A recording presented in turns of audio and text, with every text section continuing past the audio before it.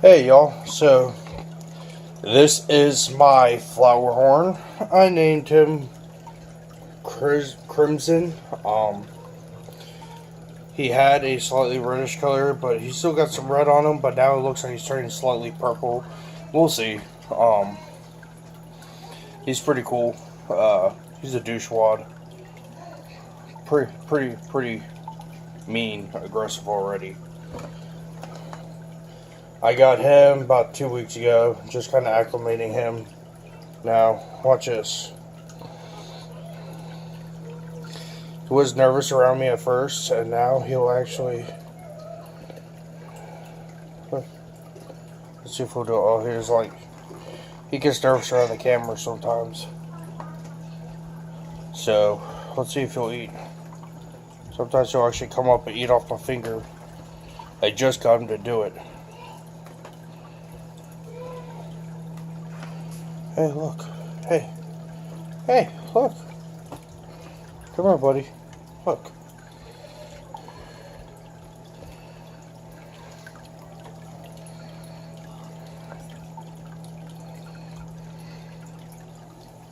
No? Oh.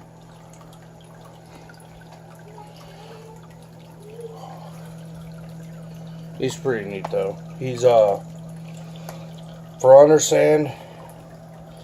They had him in the store for about a month, and I got him, so he's probably 3 months old.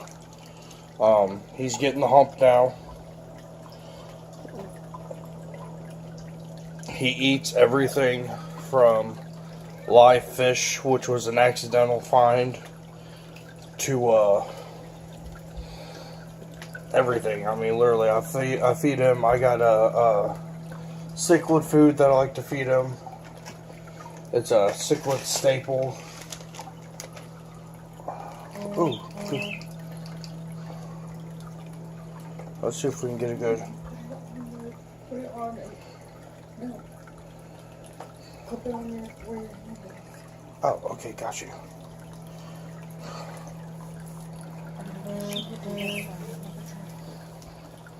But yeah, he's ooh, let's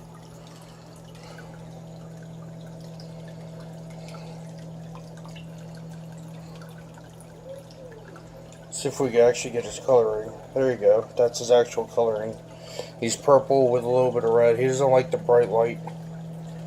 But yeah, there you go. He's got a lot more red to him when you actually get to see.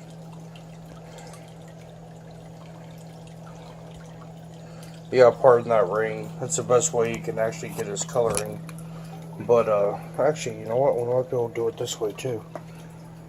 Where'd he go? Yeah, he's still a little shy. Probably has to do with everything I have in here. But he is very dominant. Yeah, see, you can see his coloring right there. He's very pretty. He's, a mess. He's already attacked everything and anything known to mankind. He was in there with a couple of platies at first, and actually I've had him longer than a couple weeks. It's been longer than that, but he was in there with a couple of platies and he killed them all. He destroyed them. We had a silver gar in here that is over double his length, and you know, is pretty thick and solid. He was messing with it pretty hardcore. This is the tank I originally had my figure 8 puffer in, but my figure 8 puffer died. So yeah, he passed, so I went ahead and moved the other fish that was left, which was a couple cories, and I tried the gar with him for a little bit. That didn't work, so now he's just by himself in the 10 gallon. He'll be getting upgraded eventually, and once I fix my 20 gallon, I might put him in that for a little bit because how quick he's growing. But he literally eats anything and everything. He'll eat this stuff. This is my favorite, the Hikari. This one's a floating pellet. It's a little big for him, but I use my fingers and I'll break it in half and feed it to him that way. It's floating and he likes food up at the top, no problem. If it sinks, no problem. As you can see, he's a grazer. He will actually go around looking for it. That's what he does most of the day. He goes around looking for food. It's kind of funny. And then this is what I just fed him, was these bloodworms. Omega 1, that's the other brand I like to use. And I came across these, and I tell you what, they're amazing. They're by Fluval, and they're bug bites. I'm using all my for all my cichlids, because as you know, I've got my 75 gallon on my cichlids. I'll do an update on that one soon. Yes, he's in here with snails. He leaves the snails alone. That's one thing he won't mess with. He'll mess with the smaller snails and see if he can eat them, but he usually spits them right back out. But he's got this guy and another one in the back, a gold one in the back. Right now, I just got him in with some plantation. It's kind of sprinkled through Java moss sort of deal. It's kind of a grow out tank. I've been growing this stuff here. Just growing. It's just random plants.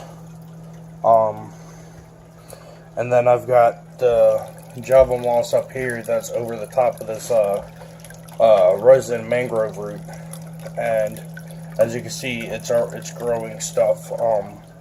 I like to use that for my this is kind of my grow out for plants and stuff. Java moss, I mean, this stuff was nice and trimmed, and all of a sudden it's overgrowing now, so it's doing pretty well. And I got some that I've attached to a shell there.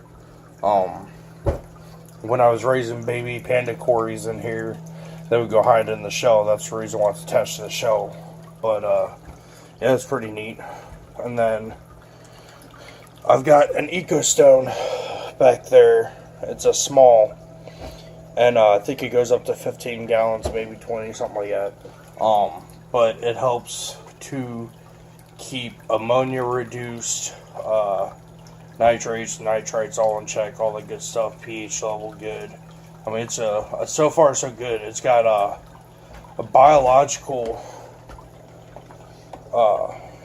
filtration in it, so it's actually got bacteria and all sorts of stuff on it and in it, because it's a very porous rock. And supposedly what you're supposed to do, according to the instructions, you're supposed to let it sit in water overnight and then put it into the tank. I let it sit longer than that, but what that does apparently is help activate the bacteria. And I like it so far. My levels are all perfect. I mean, it's actually let the water changes. I still do slight water changes, but yeah, he's always looking for food. But it keeps everything in check for me, and I just add my water and we're good. I mean, dechlorinated, obviously, but I just add water. I clean here and there, but for the most part, the biological filtration in here, mechanical. I mean, I just have sponge filters in here, and I just change out the carbon inside of them and change them over and clean them once in a blue moon. But that's all I have running on that. It's just sponge material I just change out carbon occasionally.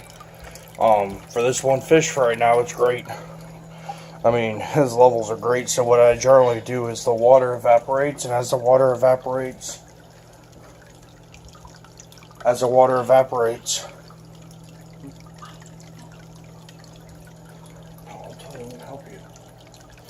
water evaporates, as you can see here, usually I keep the water level not quite up top because I like that water flow effect. And then if you can see, there's a ping pong ball there. It floats, which is great. I've actually got to rinse it off now. I put it back, but what happens is it grows algae and stuff on there, and it spins. And the water that comes out touches that, which is pretty cool, and it constantly spins, so it's constantly you know, air, water. It's pretty neat. I mean, it's just something I did, and, you know, it just happened to have that effect, but that, I thought that was neat. And he comes and plays with it occasionally. He's very curious. Anytime I'm near, I mean, he's always curious, just coming to see. So, yeah, it's pretty funny. But, the next is, woohoo, let's get it. See if we can get this down a little bit. This is my new koi betta. He, let's see if I can get a better, so there we go. He's pretty cool. He's chill. We have a aerator that we put in each of these tanks, and that keeps the proteins from collecting up top. They're about due for a water change. We try not to keep it up so they don't jump out too high. But we got this old girl here, and then we got my plakat koi betta. He's still growing, but he's pretty cool. As you can see, he's pretty tolerant. And he comes over and checks on this dude over here, Crimson. It's pretty funny. They'll stare at each other some days. Some days I have to separate, obviously, because the betta will fluff up and flare up and all that, and I know what I'm doing often, so I try to keep them separated a little bit. Every now and then I'll move them together, though. But yeah, he's just a little 10-gallon, just a little 10-gallon. That's it. Nothing fancy. Right now, I use this space for him and to build my plants up. So that's pretty much it. Let's see if we can get him to. He's pretty funny with these bug bites.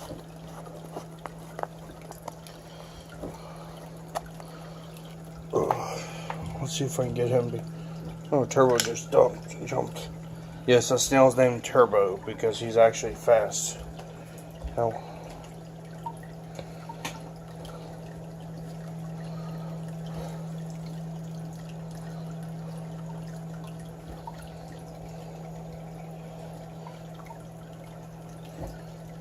yeah, let's see if he'll actually. If he doesn't eat them all now, what he'll end up doing is he'll actually go through and graze. He's always eating. Always, always, always eating.